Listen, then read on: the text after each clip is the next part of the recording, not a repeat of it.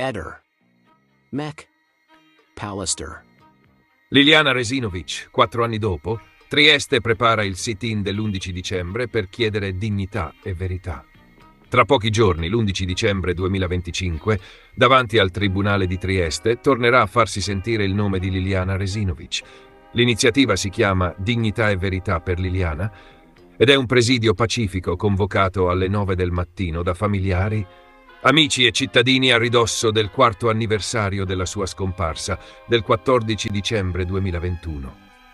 Sono dunque trascorsi 4 anni da quel mattino in cui Liliana è uscita di casa senza più rientrare e quasi 3 anni e mezzo dal ritrovamento del suo corpo, il 5 gennaio 2022, nel boschetto dell'ex ospedale psichiatrico di San Giovanni.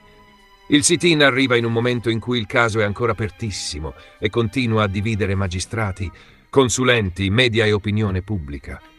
Nella nota che accompagna il sit-in, gli organizzatori parlano di un'iniziativa pacifica e civile per ricordare una donna che, secondo loro, è vittima di un omicidio e non di un gesto volontario.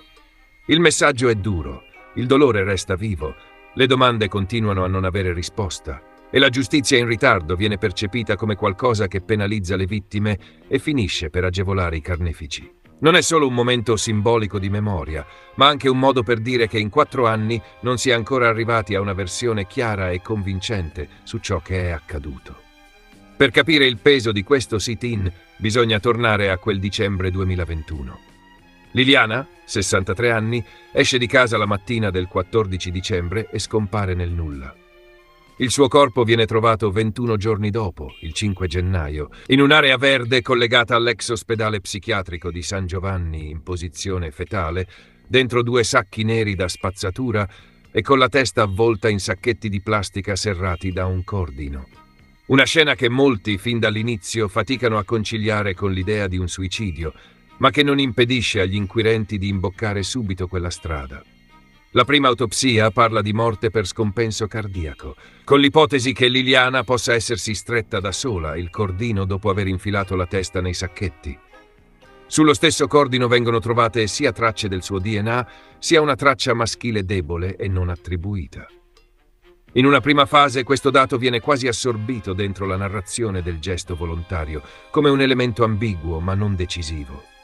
Col passare del tempo, però, proprio quella traccia sconosciuta diventerà uno dei tanti tasselli riletti in chiave opposta, come possibile appiglio per sostenere la presenza di una mano esterna. Uno dei momenti più incredibili dell'intera vicenda esplode quando, a distanza di anni, una trasmissione televisiva manda in onda un video inedito del ritrovamento del cadavere. Nelle immagini si vedono operatori senza tute integrali, senza calzari e senza cuffie che si avvicinano al corpo. Lo spostano più volte, cercano il famoso ciuffo biondo e un orologio rosa per identificare il cadavere, tagliano il cordino che chiude i sacchetti. Esperti di medicina legale e legali della famiglia parlano apertamente di protocolli saltati, scena inquinata, rischi enormi di contaminazione delle prove. Il fratello Sergio commenta amaramente che è stato fatto tutto male e quel video diventa uno dei colpi di scena mediatici più pesanti del caso. Sul piano giudiziario, la svolta arriva nel 2023. Il giudice per le indagini preliminari, Luigi Dainotti, respinge la richiesta di archiviazione della procura, che si muoveva ancora dentro lo schema del suicidio, e riapre il caso, riqualificando l'ipotesi di reato da sequestro di persona a omicidio.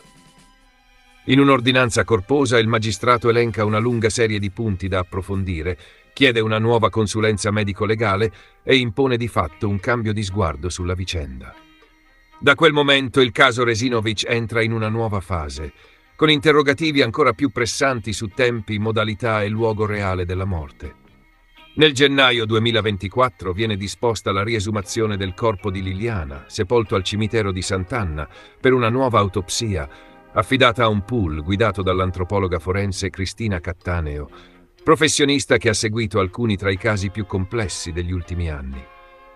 La seconda autopsia individua lesioni che non erano state adeguatamente considerate nella prima, tra cui una frattura della lamina della seconda vertebra toracica e altri segni sul corpo, alimentando dubbi sempre maggiori sulla compatibilità con un suicidio.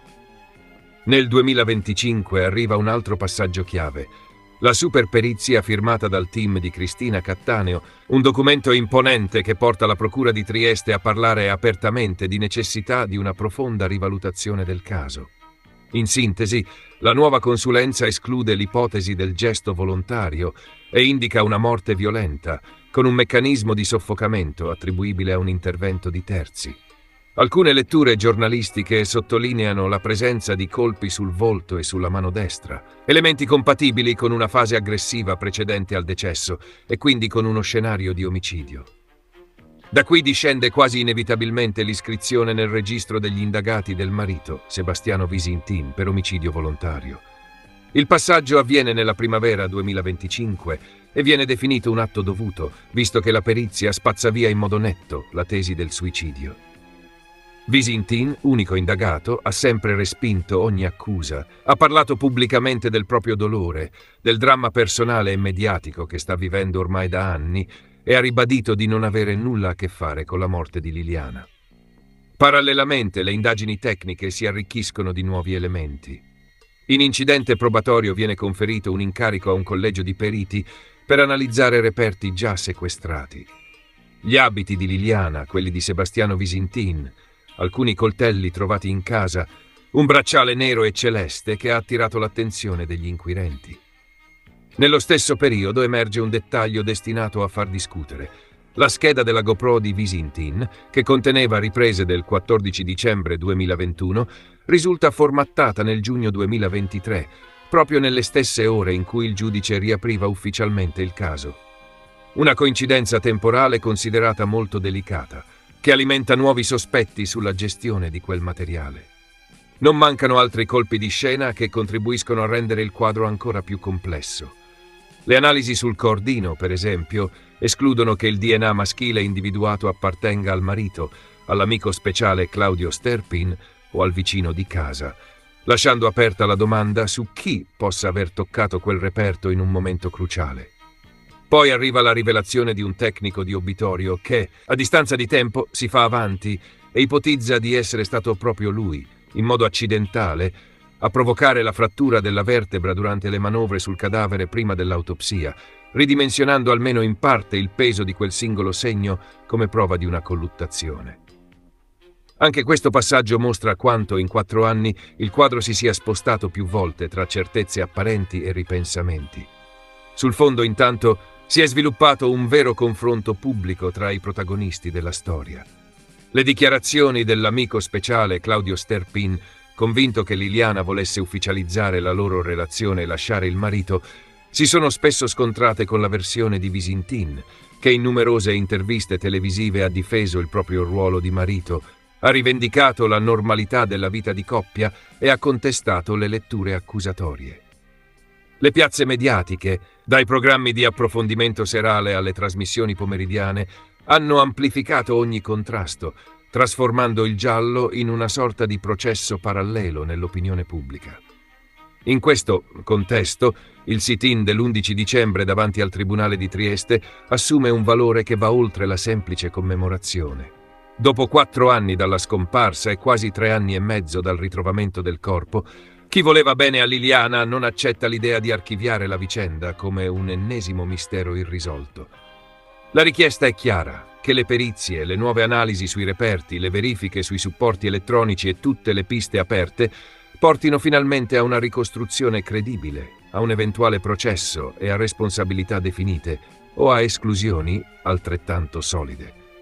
Per chi passerà in quei minuti davanti al Palazzo di Giustizia troverà volti, cartelli, foto e probabilmente striscioni con la scritta «Dignità e verità per Liliana». Dietro quelle parole ci sono 4 anni di attese, colpi di scena, errori investigativi, scontri tra consulenze e svolte giudiziarie, ma soprattutto c'è l'idea che una donna non possa scomparire e morire in circostanze così controverse senza che lo Stato arrivi a una risposta. Il presidio dell'11 dicembre vuole ricordare a tutti, magistrati compresi, che il tempo che passa non cancella le domande, anzi le rende ancora più urgenti. Ehi, non dimenticare di iscriverti a questo canale.